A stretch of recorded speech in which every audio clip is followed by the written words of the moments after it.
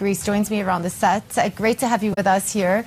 We're going to talk about a lot of things, including the proposal, some of the commentary out of the European Commission President Ursula von der Leyen yesterday vis-a-vis the response to IRA. But first, I just want to ask about your economic outlook for Greece. This year, Greece is expected to slow from 5.1 percentage points in 2022 to around 1% in 2023. So no recession for the year. We expect that we'll have much better results in 2023. In 2022, according to the European Commission, it seems that we'll have twice the European average regarding growth. We will have a historical record on investments and exports. And in 2023, we will have 3 times higher growth compared with the European average. According once again to the European Commission, we will have the best approach regarding investments in the period 2022-2024. Unemployment is down. NPLs, non-performing loans on banks' balance sheets, have been reduced from 44% of loans back in July 2019 to less than 8% in the third quarter of this year. And most importantly, public debt to GDP has been reduced by 50 percentage points in the last 3 years, and we stabilize public finances. We project a primary surplus of around 1% of GDP for 2023. So greater resilience and great prospects. Can I just ask you where the growth is going to come from? Because one of the big drivers of Greek growth in 2022 was the tourism sector. Beyond that, what other productive growth potential do you see for the economy? As I mentioned before, we have very good results regarding exports and investments. It seems that in 2022 we will have a historical record on both issues. On exports, we will achieve 41% of GDP, up from 20% 5 years ago. While on investments, you know very well that giants have come in Greece in the last couple of years, either from Europe or from the US, and they invest heavily in Greece. Thus, I will repeat it, according to the European Commission, the growth rate of investments over the period 2022-2024 will be the highest among all EU member states.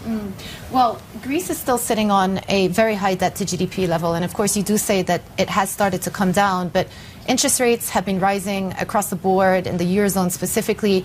What does that do to your ability to debt finance in the future? Do you worry still about sustainability?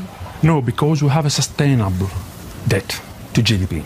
And generally speaking, we have sustainable public finances. Why? Because we agreed with our partners some years ago that we will have a specific and significant reduction of debt, as well as the annual financing needs of Greece compared with the European average is half. At the same time, we exit the markets. We exit successfully the markets. We did it yesterday. We issued a 10-year bond, and it was a great success for the Greek sovereign. We captured half of the needs for 2023. Thus, we lower debt to GDP, we have low annual financing needs, and we have significant cash buffers. Should Europeans' fiscal rules be reformed? That's a big topic, I know, it's coming up. Should they, and do you think will they? They should, and they will. We have started discussing about this topic back in 2022. Most probably, we will concentrate on that topic from February onwards at the European level. It will not be an easy discussion. We have not agreed yet. However, we think that fiscal policy should be counter-cyclical. We think also that productive investments should be protected. And we think that we should take into account the economic cycle when we take decisions regarding the fiscal policy. What do you think the correct European response should be to the US IRA? There's been talk about further borrowing, a European sovereign borrowing fund to raise more funds to counter the IRA, also relaxation of state aid rules. Where do you stand on that debate? First of all, I think we should continue this discussion between the European Commission and the US regarding how we will tackle the negative consequences of this inflation. We have to enhance synergies, and we have to have constructive discussions. At the same time, at the European level, we should create and modernize our competitive policy as well as the industrial policy. Thus, our priority is first of all to have a synchronization or coordination between the monetary policy and the fiscal policy.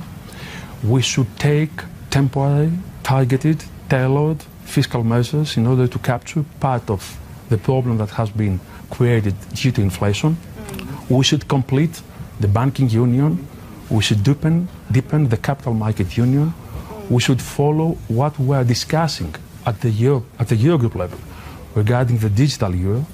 And at the same time, we should take advantage of the significant amount of money we have available through the Recovery and Resilience Plan and the Rescue EU in order to enhance what we have done for growth and also for the green transition. Quite a long list of things that need to be done. And we are discussing all these issues. And you're discussing all of those things. Do you think that there's a risk of the EU and the US entering into some sort of a tit-for-tat battle over the IRA and the response out of the EU? We have to avoid it.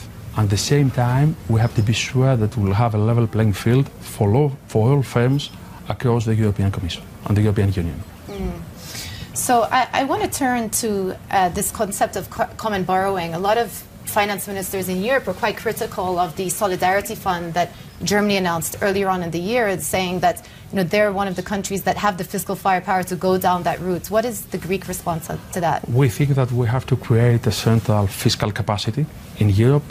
And at the same time, we have to take into account not only what are the problems for each member state, but at the same time, how we will have a coherent European response to all this consecutive crisis. In Greece, we have managed in 2022 to have a great response because we avoided recession, we had high growth, and at the same time, we had the largest fiscal consolidation among all EU member states. How do you think coordination is now going on at a European level? We're obviously here in Davos, the theme is cooperation in a fragmented world. How do you think cooperation was specifically in response to the European energy crisis? Was there enough cooperation that went on? It's not the cooperation we had over the previous crisis. In the third crisis, you know very well that we decided at the Eurogroup and ECOFIN level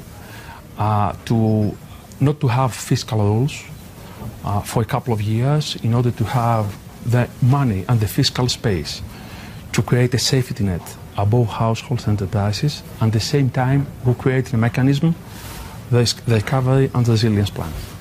In the energy field, it seems that there is no compromise yet, especially regarding the ministers of energy, putting a cap, as we have done, on the wholesale price. I think we are moving towards the direction.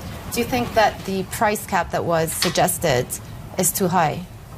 I think that is the proper one, and we have already implemented since July 2022. This is why we recovered a significant amount of money from the markets, at least 1.5% of GDP.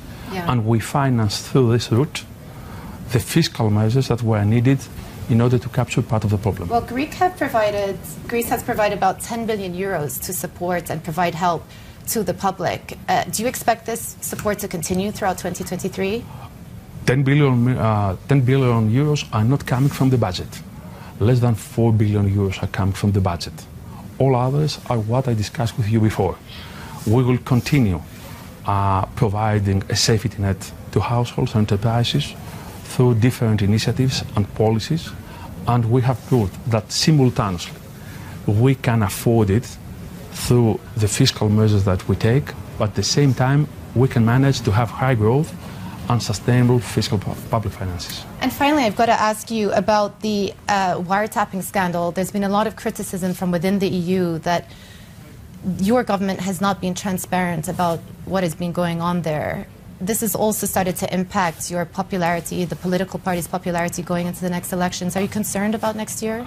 First of all, nothing has been done in Greece regarding what you said before. According to the polls, we are far ahead compared with the second political family. And at the same time, it's something that has to do with the specific bodies that are responsible in order to execute what has been done in Greece. Very clear, sir. Thank you very much for joining me today. That was Stαϊκούra, the Minister of Finance for Greece.